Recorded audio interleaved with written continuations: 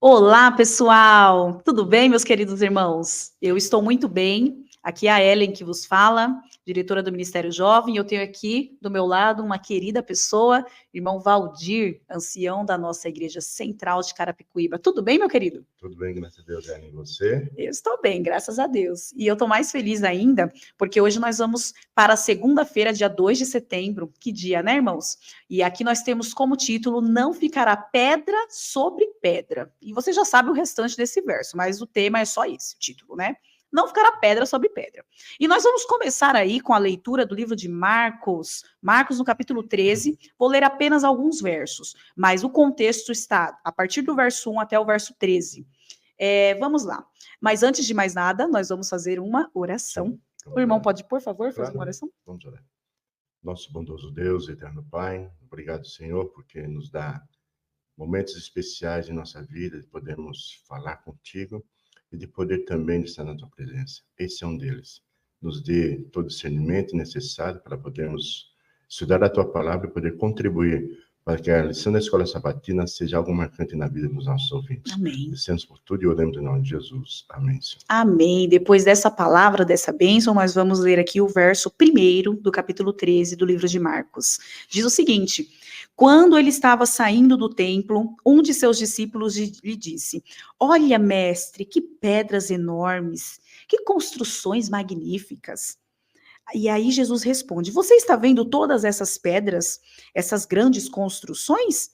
Aqui não ficará pedra sobre pedra, serão todas derrubadas. Nossa, mas que versos, né, irmão Valdir? Forte, né? Fortíssimos. O que será que Jesus queria dizer com isso? Como que os discípulos entenderam essas palavras de Jesus? É interessante que ali naquele grupo que estava juntamente com Jesus, a preocupação maior deles era com relação à beleza daquele templo. Eles queriam, assim, talvez Jesus, assim, na mente deles, Jesus, você não tinha visto isso daqui, essa beleza toda. Então, Sim. assim, olha só, pensou que coisa bonita, olha as pedras enormes, a beleza que esse templo ele traz, as visitas que vêm até aqui para contemplar tudo isso. Então, assim, eles eram muito exteriores, como nós hoje, né? A Exatamente. gente, às vezes, entra numa igreja, entra num lugar, num espaço, a primeira coisa que faz é, uau, que lugar maravilhoso, que Isso. pedras, que E porcelanato, esse né? era o sentimento naquele momento daqueles discípulos, chamar a atenção de Jesus para a beleza daquele templo. Então, veja bem, eles estavam mais preocupados em mostrar para Jesus toda a beleza daquele templo, e não em si o significado de tudo aquilo. E o que será que Jesus, ele quer dizer quando ele fala, né? Não ficará aqui pedra sobre pedra que não seja derrubada. A gente vê aí um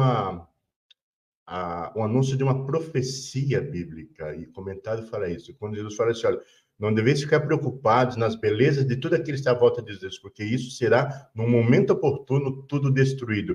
E menciona aqui, nesse capítulo, é interessante que menciona o quê? A profecia da volta de Jesus. E a grande preocupação nossa é, vamos estar preparados para isso também? Ou vamos estar mais preocupados em manter a beleza dos nossos templos? Nossa, verdade. Esse paralelo aí é importante para os nossos dias. Sim. Porque nós sabemos que no ano 70 o templo foi realmente Exatamente, destruído. foi. E naquela época, quando os discípulos ouviram isso, eles meio que não entenderam bem o que Jesus ia dizer, estava querendo dizer, né? Uhum. Eles pensavam que Jesus ia virar um rei, né? Que ia Exatamente. castigar os impenitentes. Era o grande desejo deles, né? Exato. O Messias prometido que virá tomar conta de tudo isso daqui e será coroado como o rei de tudo. E não era isso que Jesus veio fazer. Não, ele é rei realmente, mas não o rei só dos judeus. Exatamente. Ele é o rei da humanidade. Isso. Ele veio como Messias para salvar a humanidade. Então, essa ideia de não ficar a pedra sobre pedra, pedra que não seja derribada, nós temos aí, então, um cumprimento duplo. Isso, de uma profecia, né? Interessante, tem uma parte na lição que fala assim, olha, principalmente no capítulo 5 a 3, é surpreendente que Jesus não passou a maior parte do templo, do tempo dele, descrevendo a queda de Jerusalém. Mas ele passou o maior tempo do tempo fazendo o quê? Alertando os discípulos sobre o que poderiam esperar no ministério deles ao estabelecer a igreja cristã. Era o grande desafio que eles teriam dali para frente. E eles seriam, assim, brevemente mortos, né? Eles seriam perseguidos. Então, a preocupação maior não foi mesmo a destruição do templo, né? Não. Era como é que os discípulos estariam preparados para poder a continuidade depois da morte de Jesus, né? Como eles seriam preparados para poder fazer com que essa mensagem chegasse às pessoas. Boa, então aí eu termino com vocês aqui, com o nosso querido irmão Valdir, com uma pergunta. Você foi provado por seguir a Jesus? Essa é uma pergunta pessoal. Essa é uma pergunta para nós refletirmos. Somos provados por seguir a Jesus?